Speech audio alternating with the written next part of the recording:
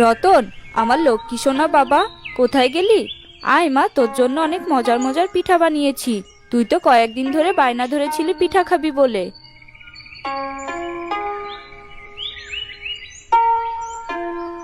আরে বাহ, আরে বাহ, কি মজার মজার পিঠা!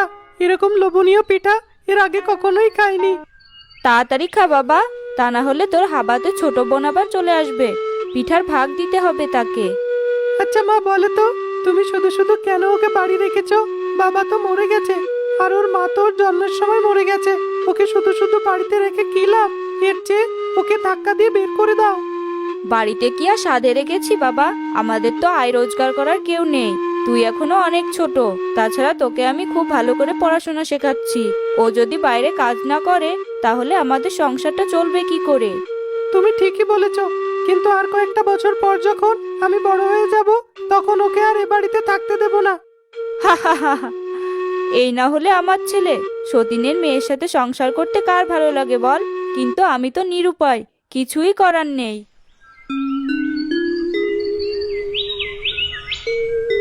ওমা, আজকে পিঠার গন্ধ পাচ্ছি। পিঠা বানিয়েছো বুঝি? আমাকে দাও না, একটু পিঠা খেয়ে দেখি। এখানে কি করছিস? আজকে না তোর মাইনে পাওয়ার কথা, টাকাটা আমার কাছে দে। আজকে আমি মাইনে পেয়েছি। যে দোকানে কাজ করি সেই দোকানে আজকে আমাকে টাকা দিয়েছে। নাও মা, টাকাগুলো গুনে রাখো। পুরো টাকাটাই আছে, আমি শুধু 500 টাকা নিয়েছি।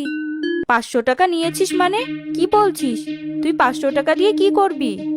মা, আমার পরনের জামাটা একদম ছিঁড়ে গিয়েছে, আর তাই 500 টাকা নিয়ে একটা নতুন জামা বানাতে দিয়েছি। তোর সাহস তো কম নয়। আমার অনুমতি ছাড়া 500 টাকা নিয়ে তুই জামা বানাতে দিয়ে দিলি? বলি, টাকা কি গাছে ধরে? মা, সারা মাস এই সংসারের জন্য খেটে মরি। আমার পরনের জামাটা একদম ছিঁড়ে গিয়েছে। গ্রামবাসীরা আমাকে নিয়ে হাসাহাসি করে, আর তাই তো একটা নতুন জামা বানাতে দিলাম। আমার রতনের স্কুলের বেতন দিতে হবে, সেটাই দিতে পারছি না। আর তুই কিনা তোর জন্য নতুন জামা বানাতে দিয়েছিস? আচ্ছা বোন মিলি, তোমার মাথায় কি বুদ্ধি শুদ্ধি বলতে কিছু নেই? এমনিতে আমাদের অভাবের সংসার। তুমি যে টাকা রোজগার করো তাই দিয়েই সংসার চলে। আর এই টাকাগুলো তুমি তোমার ব্যক্তিগত প্রয়োজনে খরচ করে ফেলো, তাহলে আমরা খাবো কি? আচ্ছা ঠিক আছে ভাই, আমার ভুল হয়ে গিয়েছে। এখনই আমি দোকান থেকে টাকাগুলো নিয়ে আসছি। আমাকে কিছু খেতে দাও মা, সারাদিন কিছু খাইনি। কয়টা পিঠা খেয়ে দেখি কেমন বানিয়েছো। তোর মাথাটা খারাপ হয়ে গিয়েছে নাকি? এই পিঠাগুলো আমি আমার ছেলে রতনের জন্য বানিয়েছি। তোকে কেন দেবো? যা, ভাগ এখান থেকে।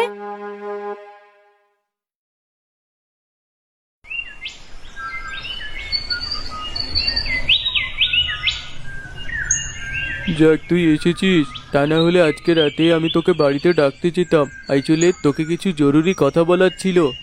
কি কথা ফজর ভাই? হয়েছে কি? আমি ঠিক করেছি শহরে একটা বড় দোকান দিব, আর এই দোকানটা বিক্রি করে চলে যাচ্ছি। আগামী মাস থেকে তোর আর আসতে হবে না। দেখলেন তো, আমার ভাগ্যটাই খারাপ। যখন আপনার দোকানে একটু ভালো করে কাজ করেছিলাম, ঠিক তখনই আপনি এখান থেকে চলে যাচ্ছেন। জানি না আমার সংসার এখন কি করে চলবে। অন্যের দোকানে আর কত কাজ করবি? এবার নিজেই একটা কিছু কর। কি করব কিছুই বুঝতে পারছি না। সংসারের কারণে পড়াশোনাও করতে পারিনি। সম্বল বলতে রয়েছে মায়ের দুখানা বালা।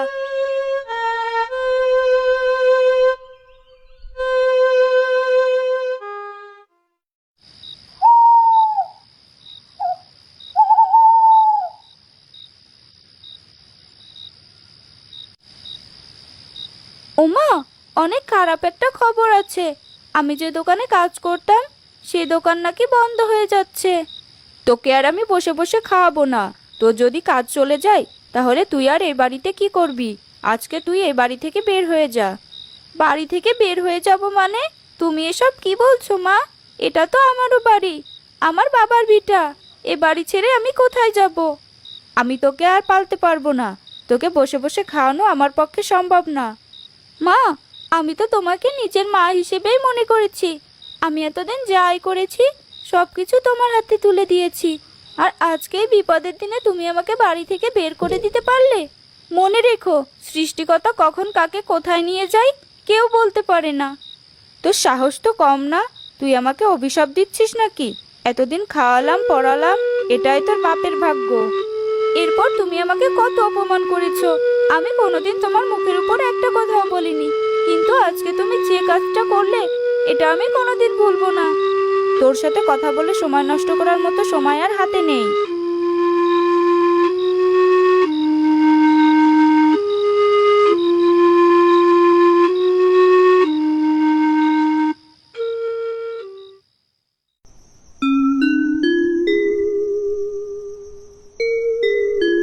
আপদ বিদায় করেছি, ওর নাকি কাজ চলে গিয়েছে।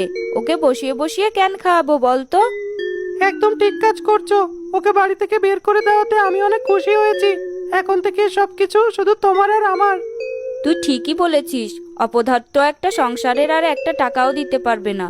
ওকে এখানে রেখে আর কোনো লাভ নেই। আমি একটা জিনিস ভয় পাচ্ছি, যদি ওর অভিশাপ আমাদের লেগে যায় তাহলে তো অনেক বড় বিপদ হয়ে যাবে। আরে শুধু শুধুই তুই এত কিছু ভাবছিস। এসব অভিশাপ বলতে পৃথিবীতে কিছুই হয় না। আমরা সুখে শান্তিতেই থাকবো, এবং দেখবি ওকে আর কখনো এখানে আসতে দেব না।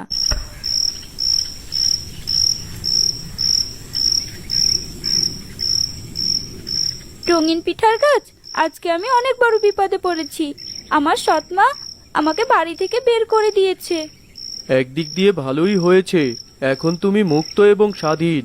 নতুন করে নিজের জীবন পুনরায় চালু করো। আমি তোমাকে যে পিঠার নিয়মগুলো শিখিয়ে দিয়েছি, এগুলো ভালো করে তৈরি করে বাজারে বিক্রি করো। এতে করে তোমার জীবনে আর কোনো দুঃখ কষ্ট কিছুই থাকবে না। তাহলে আমি হয়তো জীবনে আর কিছুই করতে পারতাম না। যাই, একটা দোকান নেওয়ার চেষ্টা করি। সব সময় ব্যবসার সততা অবলম্বন করবে, তাহলে পৃথিবীতে আর কোথাও তুমি আটকাবে না। আমি তোমাকে যে পিঠাগুলো বানানো শিখিয়েছি, ওগুলোই দোকানে বিক্রি করবে। তুমি আমাকে যে উপদেশ দিয়েছো, আমি তা অক্ষরে অক্ষরে মানার চেষ্টা করব। এই দোকানের নাম হবে তোমার নামে, রঙিন পিঠার দোকান।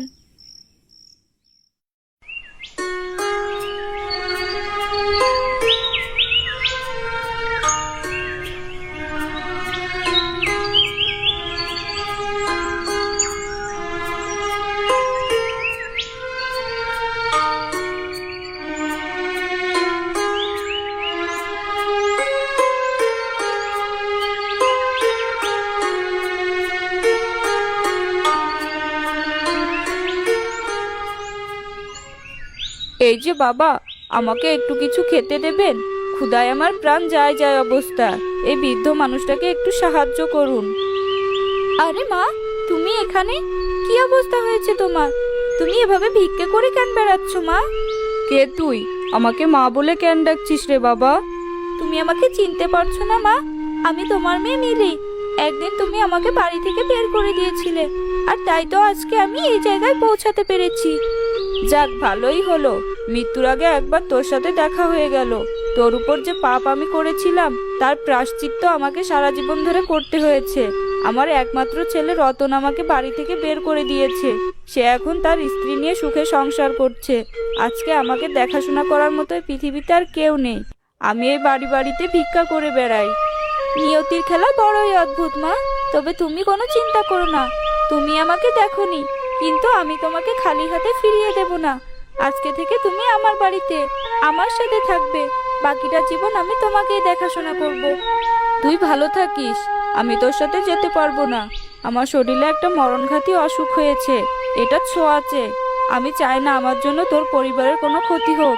আমি চললাম। তোর রঙিন পিঠার দোকান আরো বড় হোক। এই যে বউ, কোথায় গেলে? এদিকে এসো। বাজারে যাচ্ছি, কিছু লাগলে বলে দাও। আগামী কয়েকদিন বাজারে যেতে পারবো না, শরীরটা বিশেষ একটা ভালো না। ঘরে একজন নয়, দুজন নয়, 4-5 জন ছোট ছোট ছেলে মেয়ে। এদের খাবারের জিনিস কিনতে কিনতেই সারা মাসের সব টাকা ফুরিয়ে যায়। আপনি বরং বেশি করে একটু শাকসবজি আনবেন, বাচ্চাগুলো যেন ঠিকমতো খেতে পারে। আচ্ছা বাবা, ঠিক আছে, তা না হয় আনা যাবে। আগে বলো অন্য কিছু লাগবে কিনা। বড় দেখে একটা চুলা কিনে আনবেন। চুলা বড় হলে রান্না করতে সুবিধা। তোমার খালি আজে বাজে আবদার। এমনিতেই হাতে টাকা পয়সা নেই, আর কিনা বড় দেখে মাটির চুলা কিনতে বলছো? একটা মাটির চুলার দাম কত হয় তোমার জানা আছে? আচ্ছা ঠিক আছে, তাহলে অন্যান্য জিনিসপত্রগুলো নিয়ে তাড়াতাড়ি বাড়িতে ফিরে আসুন। এরপর আলী বাজার করতে চলে যাবে।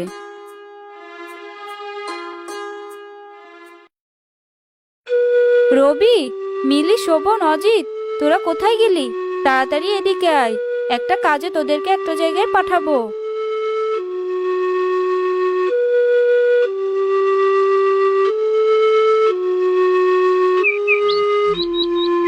কি হয়েছে মা? তাড়াতাড়ি বলো, আগে বলে নিচ্ছি। এখন কিন্তু আমি কোনো কাজ করতে পারবো না। আমি আমার বন্ধুদের সাথে মাছ ধরতে যাব। নিকুচি করেছে তোর মাছ ধরা। সংসারে কোনো কাজকর্মে তোকে পাওয়াই যায় না। যা, তোরা 4 ভাই বোন মিলে জঙ্গল থেকে কাঠ কুড়িয়ে নিয়ে আয়। তোরা এলে আমি রান্না চড়াবো। তোর বাবাকে বললাম একটা বড় চুলা কিনে আনতে, সে তো তা কিনতেই রাজি নয়। আমাকে সেই ছোট চুলায় রান্না করতে হবে। ঠিক আছে মা, তুমি কোনো চিন্তা করো না। আমরা 4 ভাই বোন তো আছি তোমার পাশে। আমরা এখনই গিয়ে জঙ্গল থেকে লাকড়ি আনছি। এজন্যই বলে, ছেলে থাকার চেয়ে মেয়ে থাকা অনেক ভালো। আমার মেয়েই ঠিক আমার কষ্টটা বুঝতে পেরেছে, আর তাই তাকে বলার আগেই রাজি হয়ে গিয়েছে। যা, আর দেরি করিস না, সবাই মিলে জঙ্গলে যা।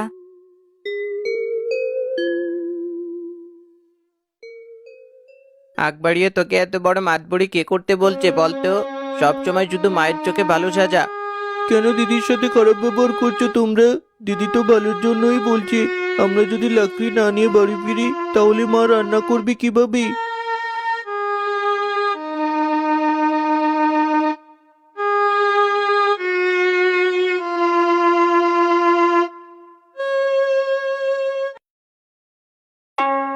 কে কোথায় আছিস? একটু আমাকে সাহায্য কর। তৃষ্ণায় আমার প্রাণটা বেরিয়ে গেল। আরে কি গরম পড়েছে! চারিদিকে শুধু জঙ্গল আর জঙ্গল, কোথাও এক ফোঁটা পানি নেই। এই দিদি দেখ, বুড়িমা পানির জন্য কান্নাকাটি করছে। বেচারির বোধে হয় অনেক গরম লেগেছে। আমাদের সাথে তো পানি রয়েছে, চল আমরা একটু পানি দিয়ে তাকে সাহায্য করি। জঙ্গলের মধ্যে কি করছো বুড়িমা? আর তোমার সাথে এত চুলা কেন? আর বলিস না, আমি এক হতভাগ্য মানুষ। এই চুলাগুলো বিক্রি করেই আমার সংসার চালাই। আর জঙ্গলের মধ্য দিয়ে হাঁটার সময় প্রচন্ড শরীর খারাপ লাগছিল। পানির জন্য তৃষ্ণায় বুকটা একেবারে ফেটে যাচ্ছিল। আর তাই বসে একটু বিশ্রাম নিচ্ছিলাম। আমাদের সাথে পানি রয়েছে, এই পানিটা আপাতত খেয়ে নাও।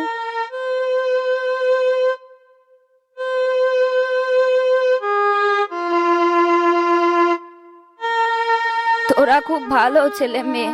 তোদেরকে আমি একটা চুলা দিলাম, এটা তোরা বাড়িতে নিয়ে যা। দেখিস তো চুলাটা কতটুকু বড়। তোর বাবা মা দেখলে অনেক খুশি হবে। তোরা আমাকে কত বড় সাহায্য করলি।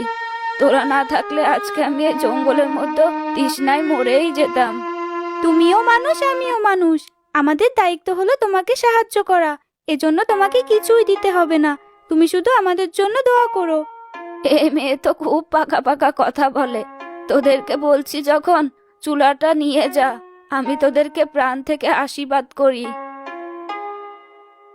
আচ্ছা বুড়িমা, তুমি কোনো চিন্তা করো না। আবার যদি কখনো দেখা হয় তোমাকে আরো মজার মজার খাবার খাওয়াবো। এখন তবে আমরা আসি, অনেক দেরি হয়ে গিয়েছে।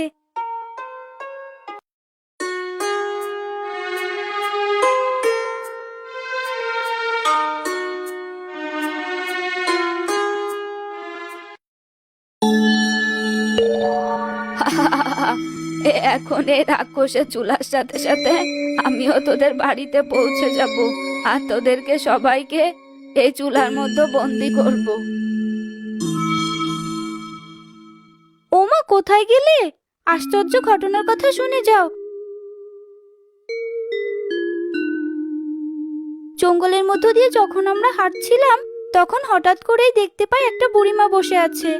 পানির জন্য অনেক তৃষ্ণা পেয়েছিল, আর তাই সে আমাদের কাছে পানি চাইলো।